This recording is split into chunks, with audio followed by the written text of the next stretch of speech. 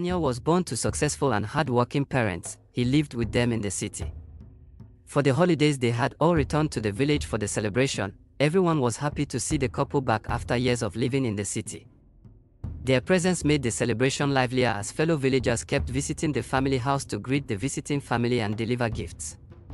Soon the celebration was over and it was time to return back. Daniel was very excited. He had fun in the village, but he missed his friends, his neighborhood, and the modern appliances he only got to enjoy in his house in the city. But the night before their departure, Daniel's parents visited his bedroom. He was the only kid staying at the family house, so he had it all to himself. Daniel was excited seeing his parents, but they both wore a solemn expression. "Daniel, you can't come back with us," his dad, Joe, said with his mother, Annie, nodding animatedly. "What?" Daniel cried out, confused. "Just stay for a while and get familiar with your family here," his dad ordered, not reacting in the slightest as tears fell from Daniel's eyes. "But I'm already familiar with them. You can't leave me here. I want to go with you. Don't make things difficult. Everyone here just wants to get to know you better. Stop crying already or I will make sure you stay here forever," Joe threatened. "But how long will I stay here? How long before you come back for me?" Daniel cried. His dad sighed. "Just be on your best behavior. I will be checking on you. If your grandma says you've been a good boy, I will come for you." Then he just got up and left the room, leaving a sobbing Daniel with his mom. Daniel's mom bowed her head, sweating buckets despite the chilly weather. When she raised her head, her eyes were misty as if holding back tears. "Daniel, darling, we didn't mean. No, we don't want to," Annie was mumbling and stumbling over her words. "Mom, what's wrong?" a terrified Daniel questioned. "Just take this."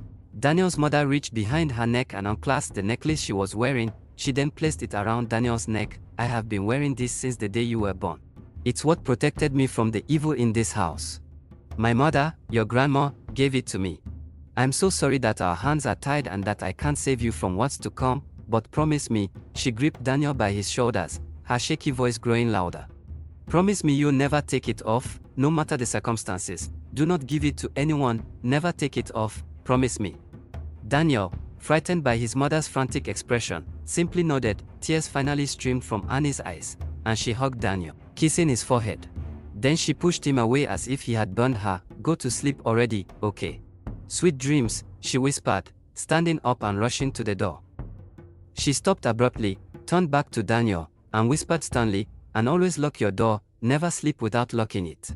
She rushed out of the room, slamming the door shut before Daniel could reply. Frightened by his parents' strange behavior, Daniel curled up under his blanket, still sobbing, and was soon overcome by sleep. The next morning, he woke up to find his parents gone without even a goodbye. That day marked the beginning of young Daniel's suffering. His once smiling and jovial relatives suddenly wore a sinister face as they began plotting on how to take little Daniel's life. But they quickly grew frustrated when they realized they couldn't hurt him. Any spiritual attack they sent Daniel's way had no effect. They attacked relentlessly, during the day, at night, and even in his dreams, but they couldn't harm a single hair on Daniel's head. Meanwhile, Daniel, still trying to fulfill his promise to his parents, did everything he could to please his relatives and get closer to them, especially his grandmother. But he had no idea these relatives of his were evil incarnates plotting his demise. Daniel slowly adapted to his new life in the village, and little by little, began to regain his joyful temperament while his wicked relatives went mad with frustration. Since they couldn't harm him spiritually, they started to attack him physically while they tried to figure out the reason for all their failed attempts. They piled all the chores onto the young boy. He was always worked to the bone while being denied sufficient nourishment. But Daniel took it all in stride. All he cared about was pleasing his family, so his parents would soon come back to get him. When he was made to redo chores he had already done, he did so without question. When he was given a small portion or even no food, he never complained. He was always respectful when talking to his tormentors, but this behavior drove his family crazy. They began to feel a little scared of the boy. Not only could they not harm him, but the pile of chores they tried to torment him with, Daniel finished in record time and still had energy to spare. They starved him, but he remained healthy and strong. He was not mentally affected by the insults they threw at him and was always respectful. It's safe to say they couldn't help but feel a chill run down their spine whenever they saw the child. They were convinced a boy like Daniel couldn't possibly be normal, so they resumed their spiritual attacks with more vigor and urgency. But the attacks not only failed to harm Daniel, but it actually started to backfire against them. One night, a gathering was called in the coven where the witches and wizards gathered to ponder the matter.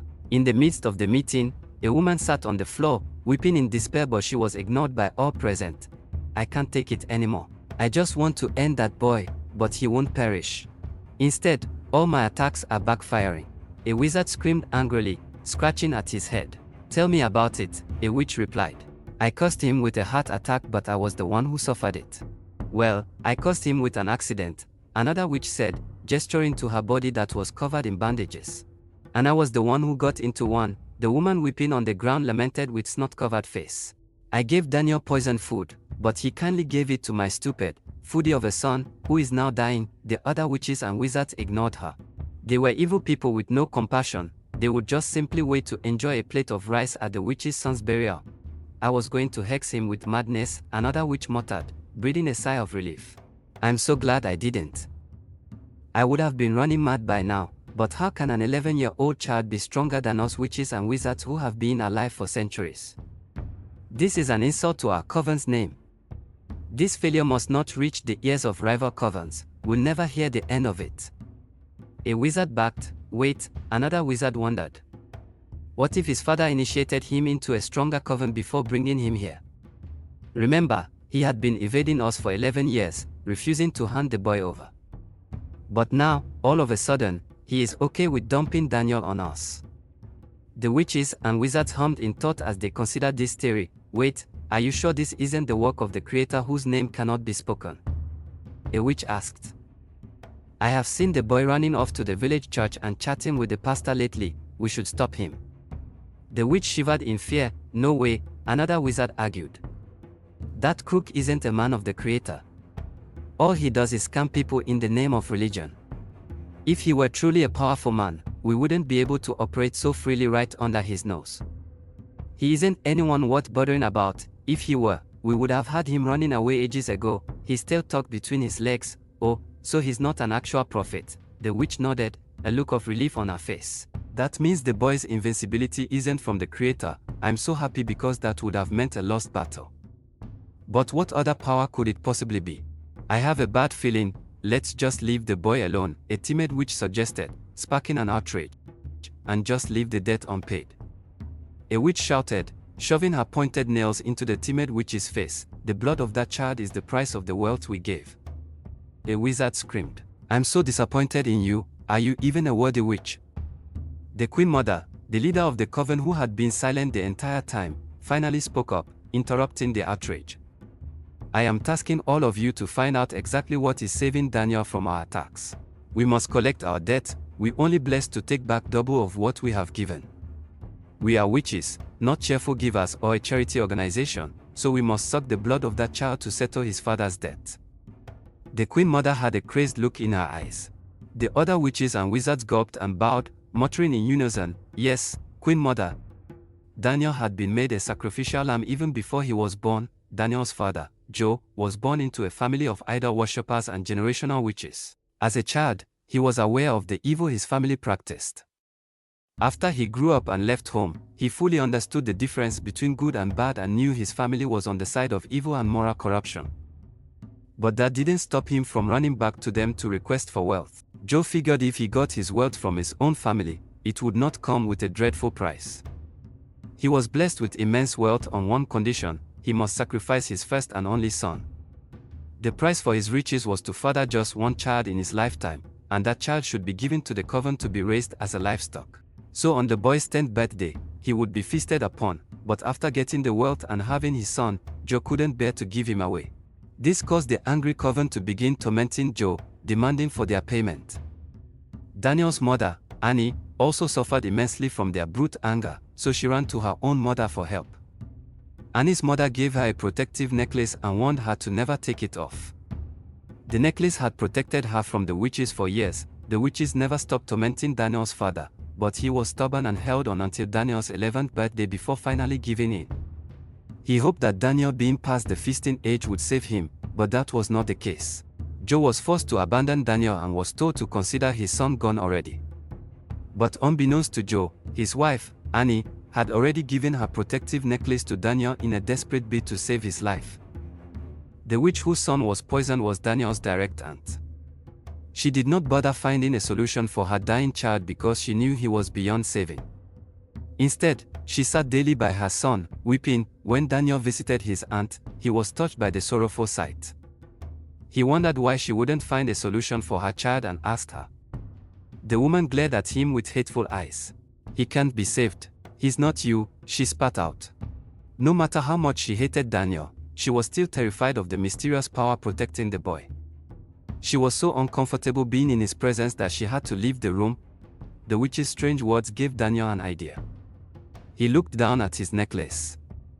Remembering his mom said it was for protection. He wondered if it would help his cousin, but he couldn't take it off. He had promised his mother he would never do so. He had a different idea.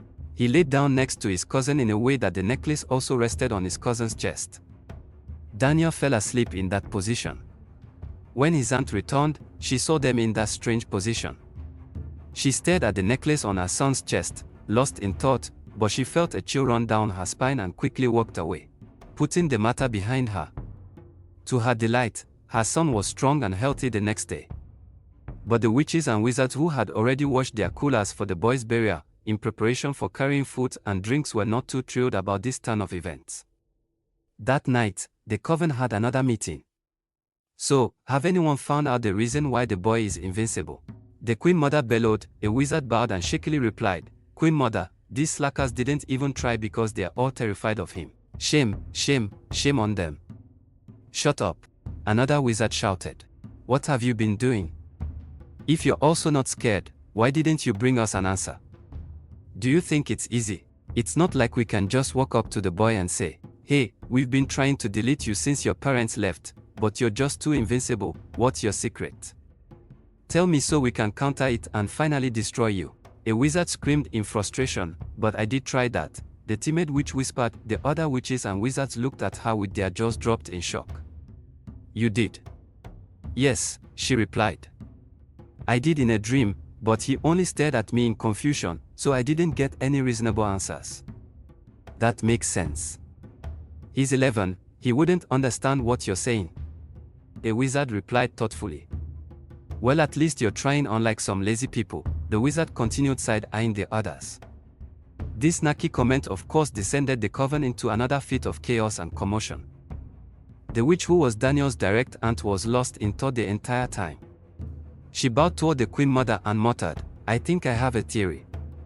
The coven was suddenly silent at this statement, as the stunned witches and wizards listened in curiosity. The Queen Mother nodded and the witch continued.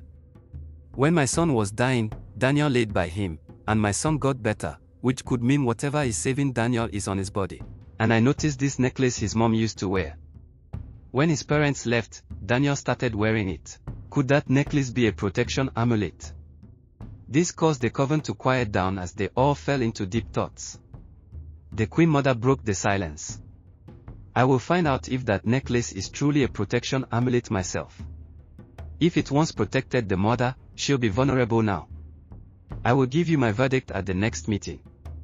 As the Queen Mother had promised, at the next meeting, she cheerfully announced that the necklace was indeed Daniel's protection. So she tasked everyone with getting the necklace from him. The witches and wizards tried different ways, both physically and spiritually, to force the necklace off of Daniel's neck. But after receiving numerous spiritual setbacks and backfires, they figured out that Daniel had to be the one to willingly take it off himself. So they changed tactics. They tried being sweet and caring, even bribing him, but Daniel wouldn't take off the necklace. So they tried threats. "Daniel, take off that necklace, or I will beat you with this stick," Daniel's uncle shouted, chasing after him. "No, uncle. I promised my mom, so I won't take it off no matter how much you beat me." His uncle gritted his teeth in anger, but he wouldn't dare touch Daniel and risk his arm falling off or something worse. "Daniel, give Grandma your necklace for a moment." His grandma, the Queen Mother, asked sweetly one day. "I'm sorry, Grandma, if you should ask for anything else, I'll give it, but I can't give you my necklace." His grandma's smile fell as her face twisted into a frightening expression. "If you don't give me your necklace, I'll tell your dad you have been troublesome, and he'll never come back for you. What's the point of obeying your mom if it means you're never going to see her again?" Daniel was conflicted. He missed his parents deeply and was worried since he hadn't had anything from them since they left. "But when I see my mom, What will I say when she asked if I fulfilled my promise? I'm doing everything my parents asked of me. I didn't let them down. My dad said I should be good, and my mom said I shouldn't take off her necklace. I won't disappoint either of them. Grandma, why are you trying to make me disobey my mom? And why are you threatening to discredit me before my dad? Daniel's grandma was stunned speechless by his rebuke, and stormed away humiliated. After a lot of failure, Daniel's direct aunt got an idea. When Daniel was deep asleep, she entered his dream and appeared as Annie, his mother. When Daniel saw her, he hugged her happily, but the witch was burned by the necklace. So she shoved him away. Daniel, my son, how are you? She asked sweetly to cover up for her odd behavior. Mom, I'm fine, how are you and Dad? Have you come for me? Daniel asked excitedly. I'm preparing to come get you soon. By the way, I'm proud of you for obeying me and not taking off the necklace. Give it to me, she said, stretching out her hand containing an open box. Daniel felt hesitant and looked at the woman with a wary expression. But, Mom, how did you know I didn't take it off? The witch's smile froze, and she cursed Daniel in her heart for making things difficult. But she quickly recovered her loving facade and replied, It's because I trust you, my son. I know you'll never disobey me. Daniel was overwhelmed with happiness. He smiled brightly and carefully took off the necklace, placing it in the box. The witch smiled brightly at the now vulnerable boy, quietly celebrating her victory in her heart. Daniel woke up and became frantic when he realized his necklace was missing. He searched everywhere for it. He couldn't understand how it had disappeared overnight, and when he asked everyone in the house, they all denied seeing it. But when Daniel turned his back to them, they smiled to themselves in a disturbing way. That night, the coven was filled with celebration. The box containing the amulet was placed on a table, and everyone was congratulating the witch who had managed to snatch it. You know, I had a grudge against you when the chance to party was snatched away because your son got better, but now, I've decided to put aside all that bad blood, the witch said. Everyone else hummed in agreement. The Queen Mother announced, I will make sure to reward you beautifully for this great feat, but first, let's feast on Daniel's blood, it's been long overdue. The witches and wizards all cheered. The witches surrounded a closed coffin containing a picture of Daniel and started muttering incantations. Then all of a sudden the coven started shaking as if experiencing an earthquake. What? Are there also natural disasters in the kingdom of darkness? A witch wondered loudly. Shut up and focus on the incantations, a wizard shouted at her. But the more they chanted, the harder the coven shook. Some of the witches and wizards stopped chanting as fear gripped them. What's happening? One questioned. Is it because of Daniel again? Could it be the necklace wasn't what was protecting him in the first place? Impossible. I personally confirmed the necklace was protecting Daniel.